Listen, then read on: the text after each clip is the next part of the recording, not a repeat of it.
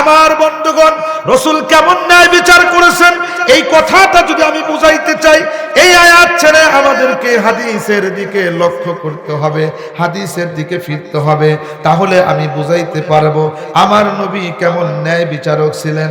বন্ধুরে, আমার নবী ইসলামকে প্রতিষ্ঠা করার জন্য অনেক কষ্ট করেছে। মনোযোগ দিয়ে শুনবেন, দিলের কান দিয়ে শোনার জন্য চেষ্টা করবেন গো। অহেতুক কথা বলার জন্য আসি নাই, কান বাড়ি করার জন্য আসি নাই। কোরআন হাদিস থেকে দু চারটা কথা আমি আপনাদের সামনে বলতে চাই, এই কথাগুলো মনোযোগ দিয়ে শুনবেন। ও বন্ধুগণ আমার, আজকে আমরা ফিরি ফিরি ইসলাম পেয়েছি, কিন্তু ইসলামটা এমনি এমনি আমাদের কাছে আসে নাই। এই ইসলামের জন্য তায়েফের ময়দানে রাসূল রক্ত ঝরাইছে, এই ইসলামের জন্য উহুদের ময়দানে আমার নবীর দান মোবারক শহীদ হয়েছে। এই ইসলামের জন্য আল্লাহর রাসূল খন্দক খনন করতে করতে পেটের ভিতরে দুইটা পাথর বহন করেছেন, পাথর বাঁধতে হয়েছে, বদরের প্রান্তে যুদ্ধে যাইতে হয়েছে। আমি আর আপনি নামকে ওয়াস্তে মুসলমান, গরু খাওয়া মুসলমান, এমন ঈমান দিয়া আল্লাহর জান্নাতের আশা করা যায় না। কথা বলেন ঠিক কিনা? সাহাবায়ে কেরামের কোন ছিবত্ব আমাদের ভিতরে আছে? আমি আর আপনি মুসলমান নামেও মুসলমান, কামের ভিতরে মুসলমান নাই। মুসলমানিত্ব আমাদের থেকে দূরে চলে গেছে, যার কারণে আমাদের ঈমান দুর্বল হওয়ার কারণে তাম বিশ্বের ভিতরে মুসলমান নির্যাতিত, নিপীড়িত। আজকে যদি মুসলমান ঈমানের বলে বলিয়ান হতে পারে, নাস্তিক বেঈমানেরা আমার নবীকে নিয়ে কটূক্তি করতে পারে না। বাউল আবুল সরকার আল্লাহকে গালি দেওয়ার সাহস পেত না। কথা বলুন ঠিক কিনা? আপনারা হয়তো বাউলের লোক থাকতে পারেন, রাগ করতে পারেন, আপনি আমাকে গালি দেন, কিচ্ছু বলবো না, আমার বাবাকে গালি দেন, কিচ্ছু বলবো না, কিন্তু আমার আল্লাহ এবং রাসূলকে যদি কেউ গালি দেয় সহ্য করব না, করব না, করব না। কথা বলুন ঠিক কিনা? আপনার যদি আল্লাহকে গালি দিছে এই জীবন দেখে আপনার লাভ কি? কি লাভ যদি প্রতিবাদ আপনি না করেন? কারণ যাইতে হবে কার কাছে? হ্যাঁ, যখন কার কাছে? ইন্না লিল্লাহি ওয়া ইন্না ইলাইহি রাজিউন। আল্লাহু আকবার। মানুষ মরলে এই দোয়া পড়ি কি পড়ি না? মানুষ মারা গেলে এই দোয়া পড়ি, কিন্তু অনেকেই তো অর্থটা জানি না। এর অর্থ কি জানেন? ইন্না লিল্লাহ, নিশ্চয় আমরা সকলে কার? আর একটু জোরে বলুন কার? আল্লাহ বলেন ইন্না লিল্লাহ, নিঃসন্দেহে আমরা সকলেই আল্লাহর জন্য, ওয়া ইন্না ইলাইহি রাজিউন, এবং আমাদের ওই আল্লাহর দিকেই আমাদের ফিরে যাইতে হবে, তার দিকেই ফিরে যাইতে হবে। তার দিকেই যদি যাই, মারা গেলে তার কাছে আমার বাপ দাদা কেউ আসবে না, তাহলে তার পক্ষে থাকবো না আপনার পক্ষে থাকবো? এ কথা কোন ঠিক কিনা? আপনারা কি বেজার হচ্ছেন, রাগ করতেছেন? আলোচনা কি চলবে? সম্মানিত হাজিরিন, আল্লাহ রাসূল সাল্লাল্লাহু আলাইহি সাল্লাম বদরের যুদ্ধে গেলেন। বদরের যুদ্ধে যাওয়ার পরে যুদ্ধ করতেছেন সাহাবায়ে কেরাম, তারা ছিলেন 313 জন, কোন কোন রাওয়ায়াতে 314 জন, ক্ষুধার্ত, নিরস্ত্র, তাদের পেটে ভাত নেই, শরীরে ভালো কাপড় নেই। আল্লাহ রাসূল সেজদায় পড়ে গেলেন। সেজদায় পড়ে গিয়ে আল্লাহর কাছে কান্না করতেছে, আল্লাহ আমরা বের হয়েছি, কিন্তু কাফের হলো 1950 জন, তারা 950 জন, কোন কোন রাওয়ায়াতে 1000, তাহলে আমরা হলাম 313 জন। তাদের কত সৈন্য, তাদের সাথে কি আমরা কুলিয়ে উঠতে পারবো? আল্লাহ আপনি যদি রক্ষা না করেন তাহলে ইসলাম বিজয় করা সম্ভব না। আল্লাহ রাসূল মাঠে নেমে যখন চোখের পানি ফালাইলেন, আল্লাহ সুবহানাহু ওয়া তাআলা বদরের যুদ্ধে ফেরেশতা নামায়া বিজয় দান করলেন। আমার বন্ধুগণ, বদরের বিস্তারিত আলোচনা আমি যাব না, আমি শুধু রাসূলের ন্যায় বিচারটা বলার চেষ্টা করব। আল্লাহ রাসূল সাল্লাল্লাহু আলাইহি ওয়াসাল্লাম কেমন ন্যায় বিচারক ছিলেন? সেই যুদ্ধের ভিতরে কাফেরদের 70 জন নিহত হলো, এবং 70 জন কাফেরকে আল্লাহর রাসূল সাল্লাল্লাহু আলাইহি ওয়াসাল্লাম বন্দী করে নিয়ে আসলেন, গ্রেফতার করে নিয়ে আসলেন। নিয়ে আসার পরে সাহাবায়ে কেরামের ভিতরে বন্টন করে দিলেন। এই কাফেরকে তুমি খাওয়াইবা, এই কাফেরকে তুমি খাওয়াইবা, এইরকম ভাবে সকলকে বন্টন করে দিলেন। আল্লাহ রাসূল সাল্লাল্লাহু আলাইহি ওয়াসাল্লামের আপন চাচা হযরত আব্বাস রাদিয়াল্লাহু তাআলা আনহু, তিনিও সেই যুদ্ধ করার জন্য গিয়েছিলেন কাফেরদের পক্ষ থেকে। আল্লাহ রাসূল সাল্লাল্লাহু আলাইহি ওয়াসাল্লামের চাচা হযরতে আব্বাস রাদিয়াল্লাহু তাআলা আনহু, তিনিও ওই যুদ্ধের ভিতরে বন্দী হয়ে গেলেন। তিনিও বন্দী হয়ে গেলেন। যখন বন্দী হয়েছেন তখন তেনাকে একটা রুমের ভিতরে রাখা হয়েছে। আব্বাস রাদিয়াল্লাহু তাআলা অত্যন্ত ধনাঢ্য ব্যক্তি ছিলেন। কিতাবের ভিতরে লেখে এত ধনী মানুষ যে শরীরের জামার বুতামগুলো ছিল স্বর্ণের, জামার বুতামগুলো স্বর্ণের ছিল। এত ধনী মানুষ ছিলেন। তেনাকে জামা খুলে নেওয়া হয়েছে, সেখান থেকে আরেকজনের জামা দেওয়া হয়েছে। লম্বা ইতিহাস, আমি যাব না সেদিকে। পাশের রুমে রাখা হয়েছে। আব্বাস রাদিয়াল্লাহু তাআলা আনহু আরামের অবস্থা তো রেখে আসছেন। যারা আরাম প্রিয় মানুষ তারা তো কষ্ট সহ্য করতে পারে না। সেখানে এসে রাত্রিবেলা কান্না করা আরম্ভ করেছেন, চিৎকার চেঁচামেচি করে কান্না। আল্লাহ রাসূল সাল্লাল্লাহু আলাইহি ওয়াসাল্লাম রাত্রিবেলা তিনি আর ঘুমান না, ঘুমাইতে পারতেছেন না, জড়জড় করে রাসূল কান্না করছেন। সাহাবায়ে কেরাম বললেন, ইয়া রাসূলুল্লাহ, আপনি কেন কান্না করতেছেন? আপনার কান্নার কারণটা কি আমরা কি জানতে পারি? আল্লাহ রাসূল বললেন, সাহাবায়ে কেরাম, দেখো পাশের রুমেই আমার চাচা আব্বাস রাদিয়াল্লাহু তাআলা আনহু পরে মুসলমান হয়েছিলেন। আমার চাচা আব্বাস পাশের রুমে কান্না করতেছেন। আব্বাসের কান্নার আওয়াজটা আমার চোখে আমি দেখতে না পেলেও আমার কানের ভিতরে আওয়াজটা আমি শুনতে পাচ্ছি, যার কারণে আপন ভাতিজা হয়ে আপন চাচার কান্নাটা আমি সহ্য করতে পারছি না। আমার চাচার কান্নার কারণে আমি রাসূলুল্লাহ রাত্রি ঘুমাইতে পারতেছি না। সাহাবায়ে কেরাম বললেন, ইয়া রাসূলুল্লাহ, ইয়া হাবিবাল্লাহ, আপনি হইলেন আমাদের রাসূল, আপনি আমাদের নেতা, আপনি আমাদের ইমাম। আপনার চাচা পাশের রুমে কষ্ট করতেছে, কান্না করতেছে, জেলখানায় আবদ্ধ হয়ে রয়েছে। আপনি ইচ্ছা করলেই তো আপনার চাচাকে ছেড়ে দিতে পারেন, মুক্তি দিতে পারেন। আল্লাহর রাসূল সাল্লাল্লাহু আলাইহি ওয়াসাল্লাম বললেন, এইটা কোন ধরনের কথা বললা? তুমি কি আমাকে স্বজন প্রীতির করার কথা বলছো? স্বজন প্রীতি ইসলামের ভিতরে হবে না। কেননা সে আমার চাচা হলে কি হবে? অন্যায় ভাবে তিনি যুদ্ধের ময়দানে আসামি হয়ে আটক হয়েছেন, সুতরাং তাকে আমরা এমনি ভাবে মুক্তি দিতে পারি না। অন্য মানুষের চাচার যেমন অধিকার আছে তারও ওই রকম অধিকার আছে। অন্য চাচারা যেরকম ভাবে বন্দী হয়েছে, আমার চাচাও বন্দী হয়েছে, তাদের মতো তিনি একজন বন্দী ছাড়া যাবে না। আজকে আমার আর আপনার চাচা হলে কেমন একটা অবস্থা হইতো? এমপির স্ত্রীর বান্ধবীর খালাতো বোনের মামাতো ভাইয়ের শালা, সে অত্যন্ত গরম দেখায়া এসে পাওয়ার দেখায়। এমপির সাথে কি সম্পর্ক বলা যায় না, এত দূরের সম্পর্ক মানুষ, তারপরেও মুক্তি পায় কি পায় না? কথা কোন ঠিক কি না? এত দূরের সম্পর্ক বলে এমপির সাথে আমার সম্পর্ক আছে, কিন্তু এত দূরের সম্পর্ক যেইটার সাথে সম্পর্ক মনে হয় না একটা এমপি তার সাথে সুপারিশ করে, এমন মানুষকে প্রহসনের রাজনীতি করায়, দুর্নীতি করায়। কিন্তু আল্লাহর রাসূল সাল্লাল্লাহু আলাইহি ওয়াসাল্লাম তিনি রানিং ওই সময়ের ভিতরে মদিনার ভিতরে ইমাম হওয়া সত্ত্বেও, মদিনার ভিতরে ওই সময় ক্ষমতা ধরা হওয়া সত্ত্বেও আপন চাচাকেও তিনি সাহাবায়ে কেরামের কথা মতো মুক্তি দেন নাই। এটা হলো ইসলাম, এটা হলো ন্যায় বিচার।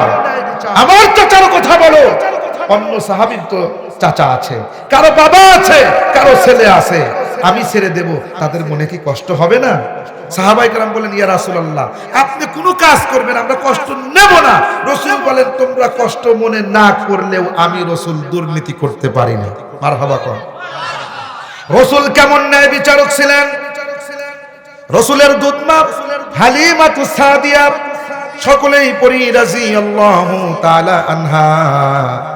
তিনি বর্ণনা করেন, তিনি বলেন, হযরতে হালিমাতু সাদিয়া রাদিয়াল্লাহু তাআলা আনহা বলেন, মুহাম্মদ সাল্লাল্লাহু আলাইহি সাল্লামকে ছোট্ট অবস্থায় যখন আমি আমিনার কাছ থেকে যখন নিয়ে আসি দুগ্ধ পান করানোর জন্য, আমার সন্তান আরেকটা ছিল, নাম ছিল তার আব্দুল্লাহ। জোরে বলুন কি নাম?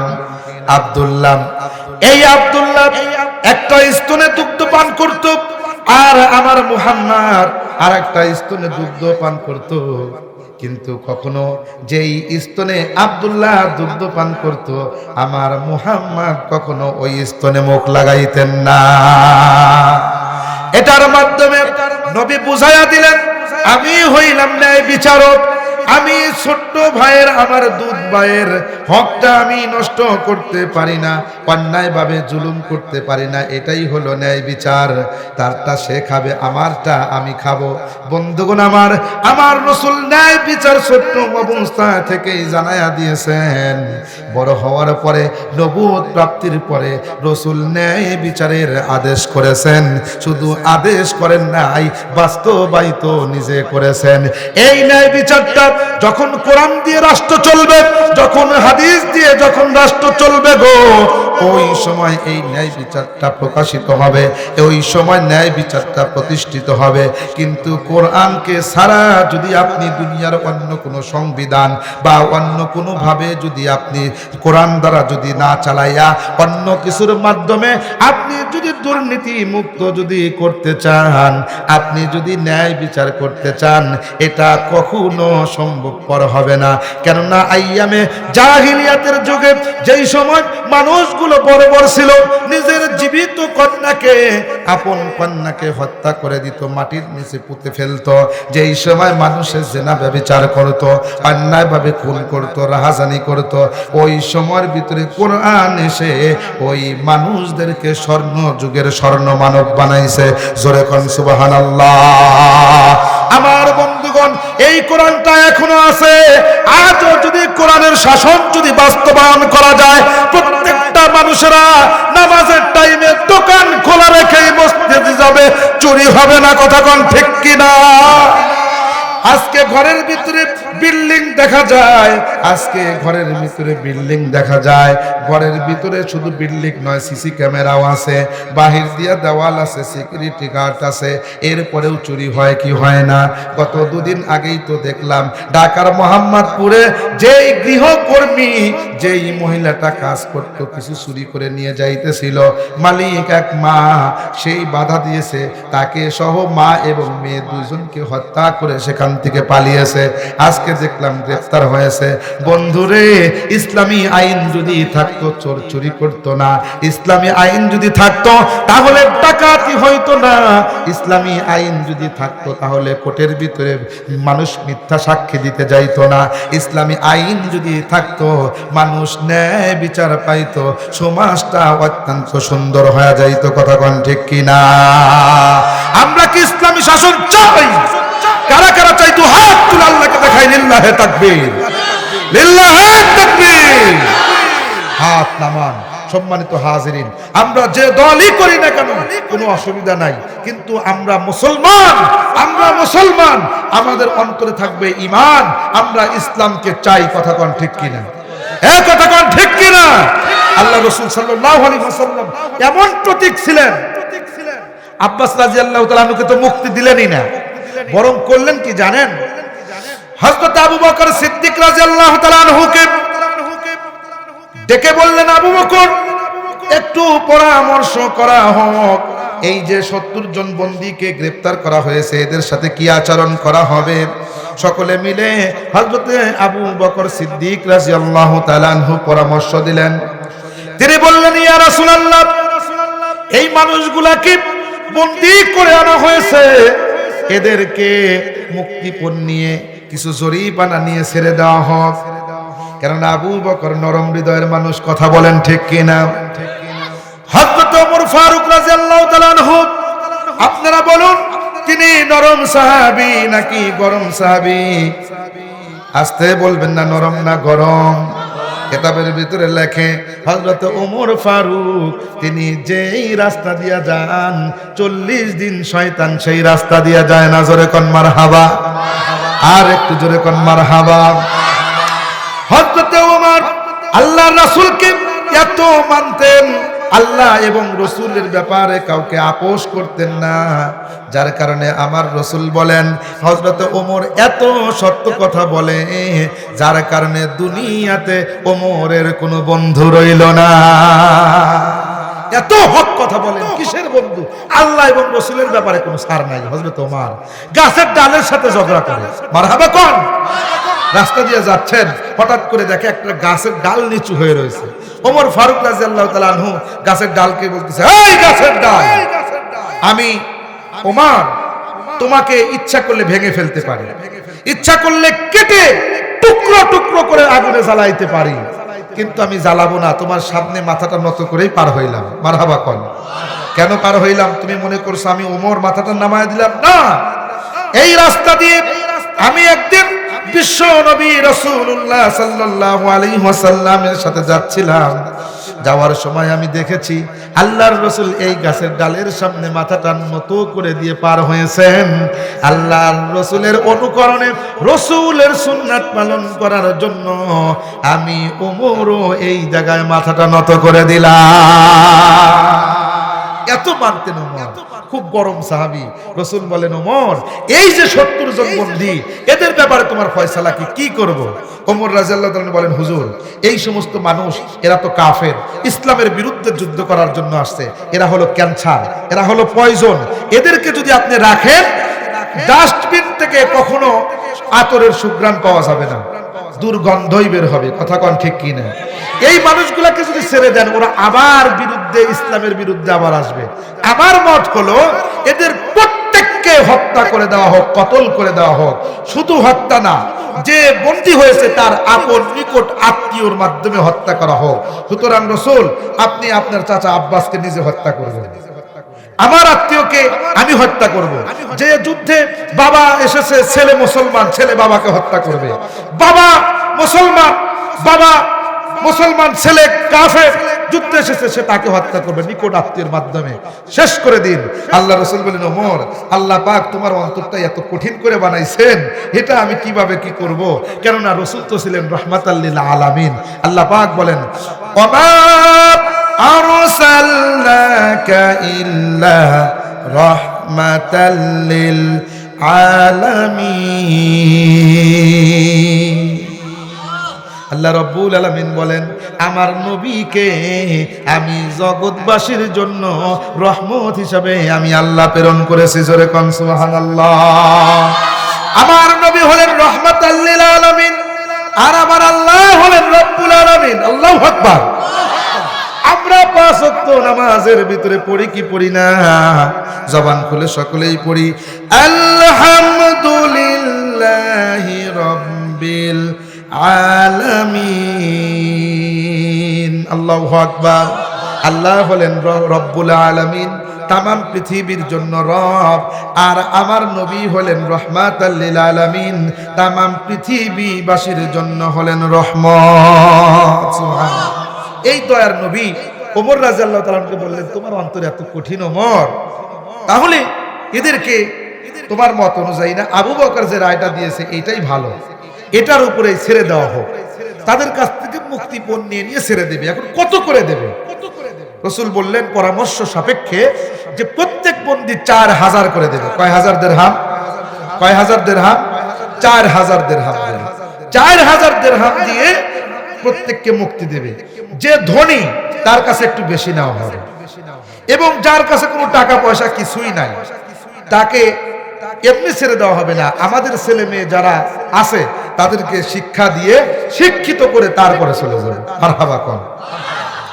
আল্লাহ রাসূল সাল্লাল্লাহু আলাইহি ওয়াসাল্লাম যখন এই নীতি অনুযায়ী 4000 করে নিয়ে যখন ছেড়ে দিচ্ছিলেন, আল্লাহ পাক জিবরাইল আমিনের মাধ্যমে আয়াত নাজিল করলেন, ইয়া রাসূলুল্লাহ আপনি এইটা করলেন, কিন্তু আমি আল্লাহ ওমরের মতটাই পছন্দ করছি। সুবহানাল্লাহ।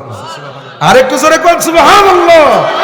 ওমর রাদিয়াল্লাহু তাআলা আনহুর মত অনুযায়ী কোরআন শরীফের ভিতরে অনেক আয়াত নাজিল হয়েছে যেটা আল্লাহরও মত, ওমর রাদিয়াল্লাহু তাআলা আনহুর মত একই মত।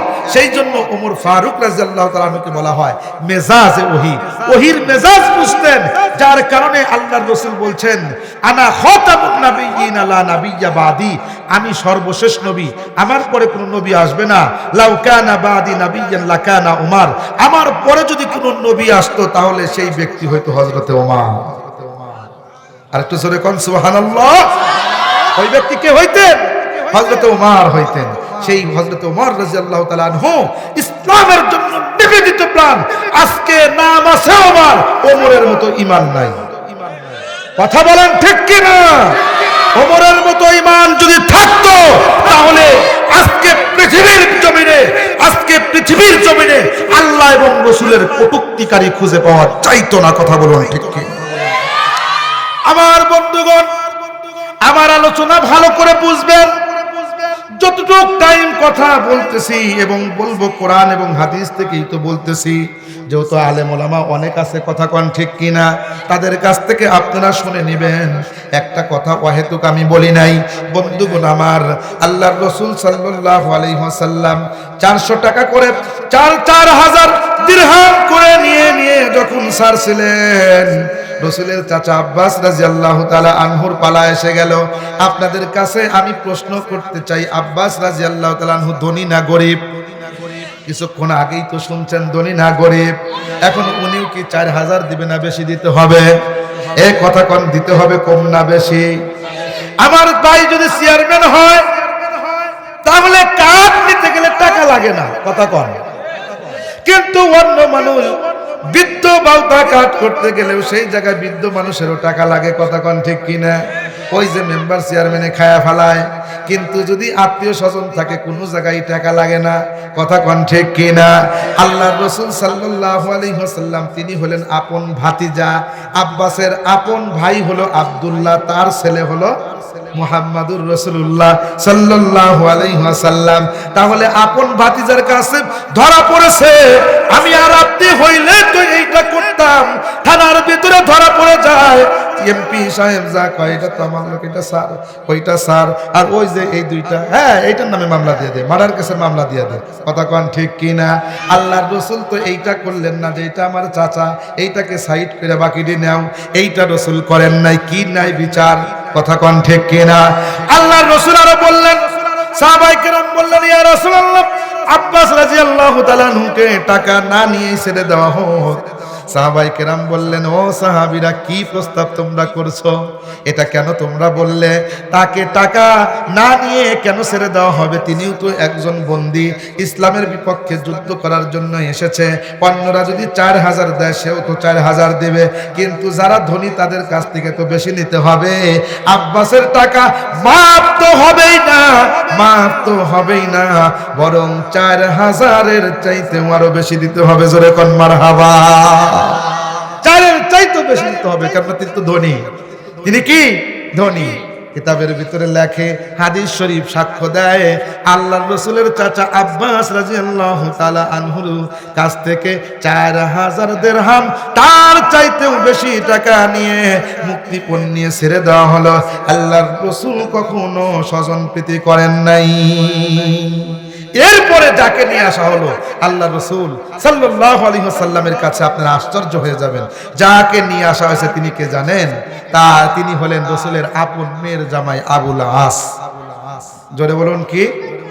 আবুল আস রাসূলের আপন মেয়ের জামাই, বড় মেয়ের জামাই। রাসূলের কন্যা কয়টা? কথা বলুন, কয়টা? মেয়ে হলো 4টা। বড়টার নাম কি? জয়নব। বড়টার নাম কি? জয়নব রাদিয়াল্লাহু তাআলা আনহা। তারপরেরটার নাম রুকাইয়া রাদিয়াল্লাহু তাআলা আনহা। তারপরেরটার নাম উম্মে কুলসুম রাদিয়াল্লাহু তাআলা আনহা। তারপরেরটার নাম রাসূলের কলিজার টুকরা ফাতেমা রাদিয়াল্লাহু তাআলা আনহা। 4টা। ইসলামের পূর্বেই, নবুয়ত প্রাপ্তির পূর্বেই রাসূল করিম সাল্লাল্লাহু আলাইহি সাল্লাম তার বড় মেয়ে জয়নবকে বিয়ে দিয়েছিলেন, যার সাথে সেই জামাইয়ের নাম হলো আবুল আস। জোরে বলুন কি নাম? আলোচনা কি চলবে? শেষ করে দেব? সম্মানিত হাজিরিন, শেষ করেই দেব। আমি কথাটা শেষ করে দেব, যেহেতু আমি আলোচনা করতেছি রাসূলের জীবন থেকে, রাসূলের ন্যায় বিচার আমি আপনাদেরকে বুঝাতে চাচ্ছি, হাতে কলমে বুঝিয়ে দিয়ে যাব ইনশাআল্লাহ। তার নাম ছিল আবুল আস, রসুলের মেয়ের জামাই। রসুলের কি জামাই? তিনি ছিলেন অমুসলিম, পরবর্তীতে মুসলমান হয়েছেন, কিন্তু তিনি ছিলেন অমুসলিম, কাফের। আল্লাহ রসুল সাল্লাল্লাহু আলাইহি সাল্লাম বদরের যুদ্ধে 313 জন নিয়ে যুদ্ধ করতে গেছেন ইসলামের পক্ষে, আর কাফেররা যে 950 জন বা 1000 নিয়ে আসতেন, তারই ভিতরে একজন ছিল আবুল আস, রসুলের মেয়ের জামাই, যিনি শ্বশুরের বিপক্ষে যুদ্ধ করার জন্য আসছেন। দেখছেন নি কারবার? এখন যুদ্ধ করতে যায় ধরা পড়ছে আবুল আস, 70 জনের ভিতরে সেও একজন। সে যখন ধরা পড়ছে, আমি যদি লিডার হই, আপনি যদি লিডার হন, এখন আপনার মেয়ের জামাই ধরা পড়ছে, আপনি কি করবেন? কথা কন, ইনসাফের মায়ের ব্যস্ত এই জায়গায় কি করবেন? আল্লাহ, আমার মেয়ের জামাই এইটা সারবে, জীবন শেষ। কথা কন ঠিক কিনা? এমন স্বজন প্রীতি যারা করছেন তারা মরছেন, তাদের দুনিয়ায়ও উপায় নাই, আখেরাতে উপায় নাই। কেন? ইসলামের ন্যায় বিচার করতে হবে, অন্যায় করা যাবে না। যদিও আমার বাবা হয়, কথা কয় না, যদিও আমার ছেলে হয়, যদিও আমার আপন ভাই হয়, আইন সকলের জন্য সমান। কথা বলুন ঠিক কিনা? আমার বন্ধুগণ, আল্লাহর রাসূলের সামনে যখন তার আপন মেয়ের জামাই আবুল আসকে নিয়ে আসা হলো, সাহাবায়ে কেরাম বলার সাহস করছে না। দেখি আল্লাহর রাসূল কি করে। আল্লাহর রাসূল বললেন, আবুল আসের কাছ থেকেও 4000 নাও। মারহাবা। আবুল আসকে বলা হলো, দাও 4000 তুমি দিয়ে মুক্তি হয়ে যাও। আবুল আস বলতেছে, আমার কাছে তো কোনো টাকা পয়সা নাই, আমার কাছে কি নাই? কোনো টাকা পয়সা নাই, আপনার কাছে যে দিয়ে মুক্তি হয়ে যাব কোনো টাকা নাই। আল্লাহর রাসূল বললেন, টাকা না থাকলে তোমার জামিনও নাই। মারহাবা কোন। রাসূল স্বজনপ্রীতি করলেন না, জামাই হওয়ার কারণে তাকে মুক্তি দিলেন না। আল্লাহ রাসূল সাল্লাল্লাহু আলাইহি সাল্লাম তাকে থেকে যেতে বললেন, তাকে জেলখানার ভিতরে আবার প্রেরণ করা হলো, রাখা হলো। ও বন্ধু, এই সংবাদটা চলে গেল সেই মক্কায়, যেই জায়গার ভিতরে রাসূলের কন্যা আছে জয়নব রাদিয়াল্লাহু তাআলা আনহা। সংবাদ পৌঁছে গেল কি, আবুল আস তোমার স্বামী, তার কাছে কোনো টাকা না থাকার কারণে আল্লাহ রাসূল তাকে মুক্তি করে দেয় নাই। আমার আপনার মেয়ে হইলে তো দৌড়ে চলে আসতো বাবার কাছে, আব্বা কেন তুমি ছেড়ে দিবা না? কথা কন ঠিক কি না? তোমার জামাইকে বিয়ার মধ্যে কিছু দাও নাই, খালি একটা টেলিভিশন দিছিলা, আর কিছু দাও নাই, একটা হোন্ডা দিছিলা, আর কিছু দাও নাই, কিছু খাটখুট এই তো দিছিলা, আর তো কিছু দাও নাই। এখন তোমার জামাই একটু বিদেশ যাইতে চায়, সেই জন্য ইউরোপ কান্ট্রির জন্য 10 লাখ টাকা দরকার। কথা কন ঠিক কিনা? বাবার আছে কিনা দেখে না, মেয়েও ওইরকম ভাবে স্বামীর পক্ষ নিয়ে এসে বাবাকে প্রেসার দিতে থাকে। বাবা তখন চিন্তা করতে থাকে, হায় রে, তোকে বিয়ার সময় কত টাকা দিয়ে খরচ করে বিয়া দিলাম, কত কষ্ট করে লেখাপড়া করাইলাম, এখনো এইরকম প্রেসার দেশ, তোদের প্রেসারের কারণেই আমি বৃদ্ধ হয়ে যাব। কথা কন ঠিক কিনা? জয়নব রাদিয়াল্লাহু তাআলা তিনি বললেন, চিন্তা করলেন, আমার আব্বা তো অন্যায় পছন্দ করবেন না, আপোষ করবেন না, যার কারণে তেনার গলায় একটা হার ছিল। কি ছিলেন? একটা হার। হারটা খুলে দিয়ে দিলেন যে এই হারটা নিয়ে রাসূলের কাছে দিবেন, এই হারটা নিয়ে যেন আমার স্বামীকে মুক্তি দেয়। দেখছেন নি কারবার?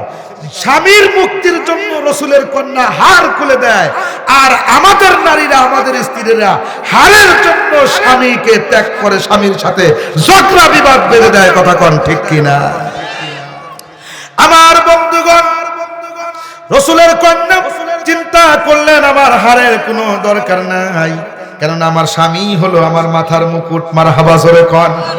স্বামী হলো মাথার মুকুট। হাতটা যখন দিয়ে দিলেন, আল্লাহর রাসূল সাল্লাল্লাহু আলাইহি ওয়াসাল্লামের কাছে যখন হাতটা আসলো, শেষ করে দেব আমার বন্ধুগণ, সংক্ষেপে কথাটা বলতেছি। আল্লাহর রাসূল সাল্লাল্লাহু আলাইহি ওয়াসাল্লাম যখন হাতটা নিলেন, হাতটা দেখা মাত্রই রাসূল অঝর নয়নে কান্না করা আরম্ভ করলেন। রাসূলের চোখ থেকে পানিগুলো পড়ে গাল বেয়ে বেয়ে দাড়িগুলো ভিজে যাচ্ছে। সাহাবায়ে কেরাম ডেকে বলেন, ইয়া রাসূলুল্লাহ, আপনার কি বাবার কথা মনে পড়ছে নাকি? ইয়া রাসূলুল্লাহ, আপনার কি মার কথা মনে পড়ছে নাকি? আমার রাসূল ডেকে ডেকে বলে সাহাবায়ে কেরাম রে, আমার মায়ের কথাও মনে পড়ে নাই, আমার বাবার কথাও মনে পড়ে নাই, আমার একজন কথা মনে পড়েছে, যিনি আমাকে নিজের জীবনের চাইতে বেশি